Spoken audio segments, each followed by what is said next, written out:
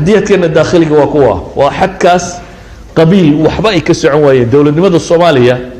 ويسوي مادان maxay qaadaan Soomaaliya ay toosoo dhaweetana way ooyaan shirarkooda waxa sareysa war wallahi waa kan Ilaahay soo hadeeyay abaar markay ooyaan bay istooranayaan oo qolo fanaaniin gabaydo oo heesa la tiriyo calan la huwado oo ay kala sabay ayaa dawlad la doortaa dawladda marka hore la dooranayo reer waliba wuxuu isleeyahay ama madaxweynaha heli ama ra'iisul wasaaraha heli ama kambaad heli qolo ma soo baxaysa qolo markay soo baxdo inta dambe waxay dhahan waryaade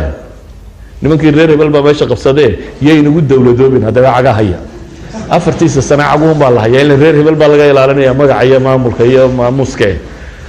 afar sano markaynu halkii u taaganahay ayun baa hadana heesii dib loo qaadaa Soomaaliya toos waa kii shirkii 20aad bay noor muumad 20 goor shirtaad aragtay waan dawlad u dhalanaynin كيف يمكن idan ma aha masaladu miyayna shirayn ma aha miyayna dawlad sameeyeen ma aha waxa masaladu waxa weeyaan cultural revolution baynu u baahanay waxaynu u baahanay dhaqan bedel waa leeyna dhaqan bedel umad suldaankeedu qayelayo madaxweynaheedu qayelayo maamuuskeedu qayelayo wada mukhadara umad qof waliba wuxuu soo gaaro oo xadayo umad qof waliba wax kasta uu qaadanayo inteeda badani ma jirto waxaan تيريدنا الدولة دي هلا رقاقي وواحد الوري محد دولة ده وقاقي بيقول ودولة محد كايدين كو أهل التقوى سنة هدي مدحوينا لقى رجوا حويس بدل ما يعني وهي الدولة نمدو وأمد نين معها قفية لبي صدح معها وأمد فكرة رميستي أو حقارتي أو كسعتها هذا أنت سكرين قفية لبي صدح يكو ضاعت سنة هدي اللي جايو هو أنت كلا عجاه يسمحوا صبينيها نريد هبلون بو نقول يا صمد أصويا لنا يمرك ماشي تجاه نريد هبل الذي كلنا وحيلين عجاه هيدا يكون دولة دوبني مرك أيها الأحبة إحنا نوحن أبا هنهي ضعف الوعي العام باكرة أقويها كواقفك بدلا بين هذان وصناع الرأي وادتك بدلا عقوش ومضة ووام حي ومضه عقوش ده ولا بدله سيده وحو أركت ولا بدله مشاكل كنا بدوه كي ماضى إلهي وحو لي لقد من الله على المؤمنين لقد من الله على المؤمنين إذ بعث فيهم رسولا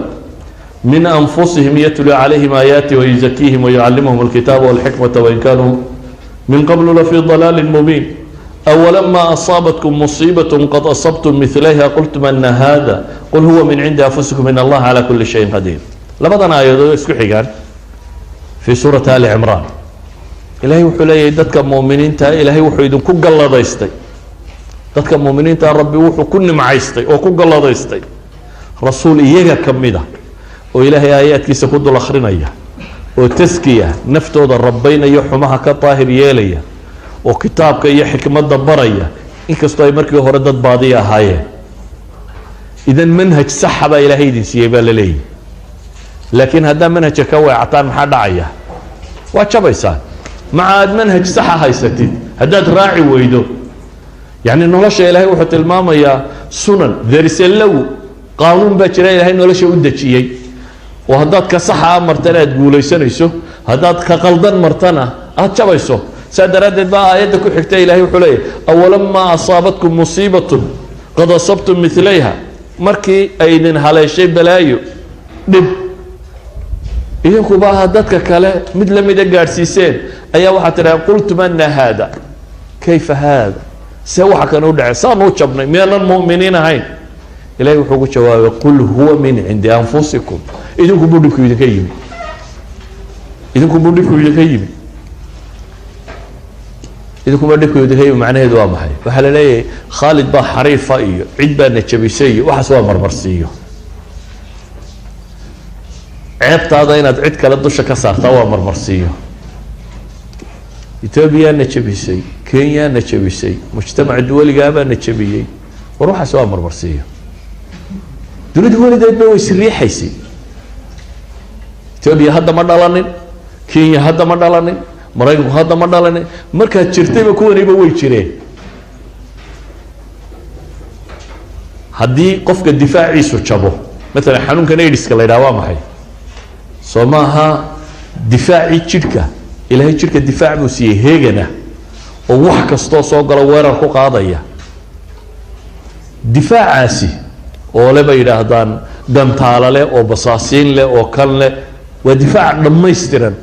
qaab ciidan u dagaalama markaad white blood cellska iyo say u dagaalgalaan waa qaab ciidan bay u dhisan yihiin wax kastoo weeraroo dabad kaga yimaada virus ha noqdo maxaa la yidhaahdaa bacteria ha noqdo fungus ana wuxuu doonaya ha noqdo wuu difaacaa jidhka haddii difaacaagaasi burburo wax kastaaba way ku dilayaan ina duray u dhimataa bay u badantay sida caadiga miyaynu naqaano qof duray u dhintaa haddii difaacu jabo wax waliba waxay yidhaahdaan bacteriyaadkaaga bacteria jirta jidhka ku jirta oo markuu difaacaagu soo jeedo ogol mabda'a tacaayush silmi inay nabad kugula noolaato aan waxba ku yeelaynin laakiin hadday aragto difaacaaga oo seexday cid dabadeedba uma baahnid bay leeyihiin inta kugu jirtaa weerarka qaadaysa then you will be on bed sariirta waa inaad markaa lagu saaraa markii inaga difaaceenu jabay manaacadeenu jabtay dee cid walo kaleba way ka faa'iidaysanaysaa idan eedu ma aha dadka dabaddu maxay waxaa noogu sameeyeen dadka dabadda ilow eedu waa adigu haddaad bini aadam lagu xisaabtama noqoto qofka kalena uu xisaabtamaya maxaa qofkan mari kara maxaan see mari karin haddaad see noqoto qof la iibsan karo dee waa lagu gadanaya dhulka daaya dadkaa la gadanaya dee soo imikaba dadkeennii laguma kala gato libiya iyo meelaha dadkeennaa la gataa dhulkeennaa la gataa xoolaheennaa la gataa wixeen oo dhan baa iiba idan waxaan u baahanaya ayuha alaxiba manaahijtu maaha waxay naga qaldanay waa ku dhaqankii waxay naga qaldamay waa cultureka aynu hadda qaadanay waxay naga qaldamay waa saynu u fakerayno haddaba su-aashii ahayd maxaa cilmigaygu wax u tari waayey dee cilmigu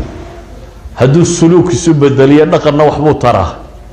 hadduu si yari yahayna dee kama gedisna kaa rikoodhada ku jira ka internetka ku jira maskaxdaaduna waa nooc wax rikoodh gareeyo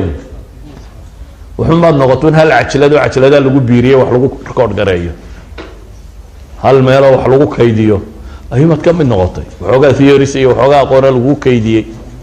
haddii aanay mar dhaqan noqonayno bini aadamnimadu waa markaad dhaqanka u bedesho waa markuu behavior noqdo waa markuu dhaqan iyo akhlaaq noqdo waa markuu isbedel keeno marka ayuha alaxiba waxbaa baranaysaa si fiican wax u barta weeleeya cilmiga